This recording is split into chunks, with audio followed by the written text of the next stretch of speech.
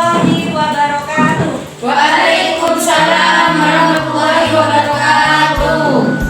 Nah, sehat semua hari ini? Alhamdulillah sehat. Baiklah, kalau begitu. Baiklah, ketua kelas Aden mana Aden? Tidak masuk. Tidak masuk.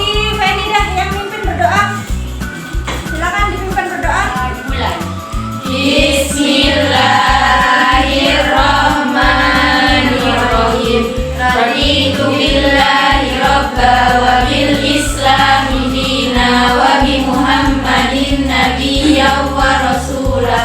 Rabbi zidni ilma warzuqni fahma. Amin ya rabbal alamin. Baik, salam. Assalamualaikum warahmatullahi wabarakatuh. Waalaikumsalam warahmatullahi wabarakatuh. Baiklah, sebelum pembelajaran dimulai, saya akan mengabsen terlebih dahulu. Nuna, Feni, Hadir. Devi, hadir. Ella, hadir. Sabrina, hadir. Baiklah. Kita lanjutkan untuk materi selanjutnya. Kita akan membahas tentang bab riba. Tapi sebelum membahas bab riba, akan ada beberapa hal yang ingin saya tanyakan. Dalam kehidupan sehari-hari, kalian pasti pernah mengalami kesulitan dalam keuangan, ya?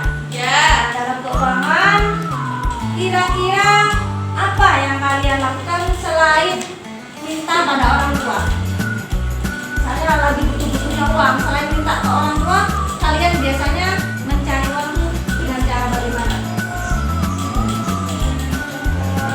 Mungkin ada yang bisnis online atau yang tidak bakat bisnis, mungkin dengan cara lain, misalnya dengan meminjam uang, ya, meminjam uang. Nah, di sini ada banyak hal, banyak cara untuk mendapatkan uang, salah satunya dengan meminjam uang, ya. Jadi riba itu jual beli atau pinjam meminjam dengan mengembalikan, tapi melebihi dari jumlah yang diterima, ya, yang sudah dilakukan sebelumnya. Nah, di sini hukum riba itu haram, ya, sudah jelas di dalam agama Islam bahwa semua akad yang berbau riba itu diharamkan oleh agama. Oke, sekarang akan saya jelaskan beberapa macam-macam riba, ya. Nah, pinjam uang itu ditambahi, ya, kembaliannya itu ditambahi, ya, ditambahi dari pemberi hutang kepada peminjam pada saat pengembalian, ya. Contohnya begini, Aden meminjamkan uang sejumlah 500.000, ya, kepada Ani misalnya. Nah, kemudian Ani bersedia mengembalikan dengan jumlah 700.000. Nah, itu kan sudah lebih, ya, dari kesepakatan, padahal pinjamnya cuma 500, ya. Nah, kemudian dikembalikan 700, itu digolongkan riba kordi, ya. Silakan digarisbawahi di bukunya, ya. Oke, sekarang kita lanjut yang kedua, ribayat. Nah, seperti apa ribayat ini? Nah, ribayat ialah akad jual beli barangnya sejenis, ya. Barang 1 kuintal beras. Nah, 1 kuintal beras itu dibeli, kemudian si penjual langsung pergi, ya. Si penjual langsung pergi, sedangkan berasnya yang dalam karung belum ditimbang. Coba kalian bayangkan, ditimbang apakah cukup atau tidak? Itu bagaimana juga, ya? Kalau ada penjual, kemudian setelah dibayar si penjual langsung pergi, sedangkan berasnya dalam karung itu belum ditimbang. Nah, berarti kan di situ kan ada keraguan-raguan ketika memperoleh suatu barang. Kira-kira beras yang saya beli itu timbangannya pas apa tidak? Bisa-bisa saja dikurangi, kan, ya? Nah, itu tergolong ribayat, ya, ribayat. Kalau yang pertama riba kordi itu urusan uang, ya. Kalau yang ribayat ini barang yang sejenis, ya. Oke, sekarang yang ketiga. Tiga, riba fadli. Riba fadli adalah tambahan atau kelebihan, ya sama-sama sebenarnya semuanya dilebihkan, ya cuma beda kadarnya ya. Nah, ini contoh transaksi tukar menukar. Nah, riba nasi'ah ini adalah tambahan yang diisyaratkan oleh orang yang mengutangi dari orang yang berutang atas imbalan, ya. Nah, misalnya di sini, Mbak ini namanya siapa? Devi. Yang ini? Aulia. Nah, Mbak Devi ini punya uang sejuta, 1 juta misalnya ya, Mbak Devi. Terus Mbak Aulia sedang membutuhkan uang 1 juta. Misalnya mau masuk ke perguruan tinggi ya, Mbak Aulia.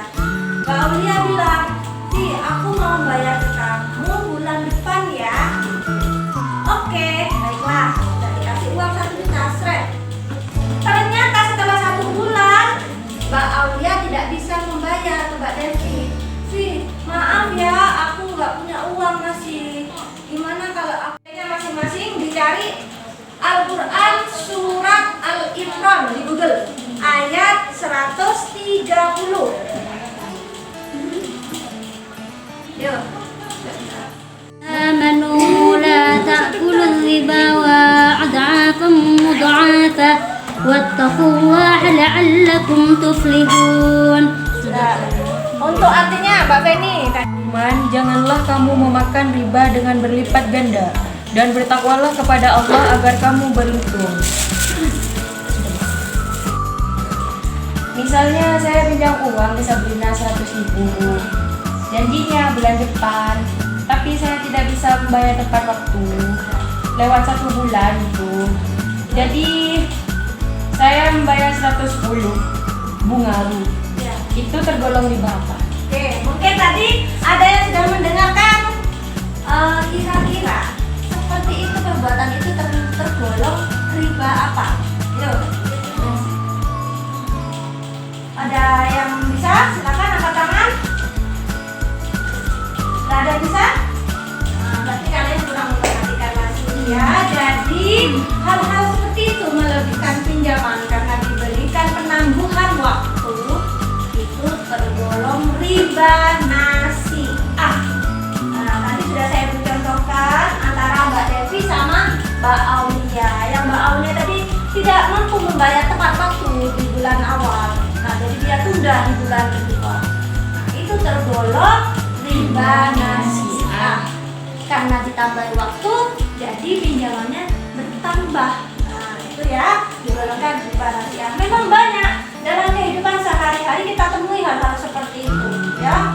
Nah, cuman banyak orang yang masih saja melakukan, mungkin karena tidak tahu, mungkin juga karena mungkin pepet, ya. Tapi kita sekarang sudah mempelajari hal-hal seperti ini dan kalian sudah mengetahui. Jadi untuk selanjutnya kalian